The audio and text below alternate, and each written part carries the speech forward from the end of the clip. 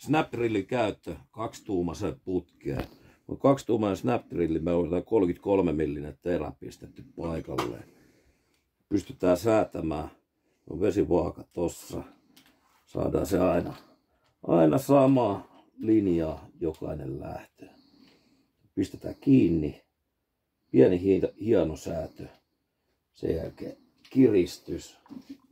Otetaan Metabo BS18 LTX BL Quick kone. Asetetaan se kiinni.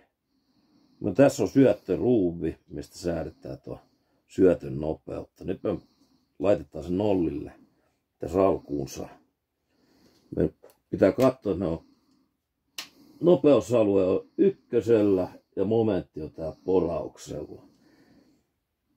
Sen jälkeen lähdetään liipasin pohjaan ja lähdetään antaa sinne syöttöön.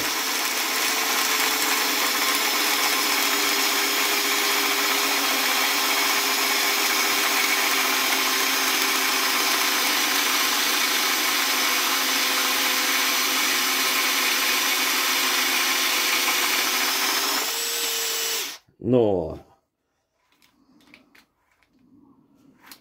vapautetaan leuka. Nostetaan pois, nähdään, meillä on kiekko tossa noin, se on ottanut putken sisään. Tämä on kevyt tehdä myös ylöspäin. Näytähän siitä, se on tosi sievä reikä. Saadaan kaikki saadaan aina samaan linjaan. Yksinkertaista.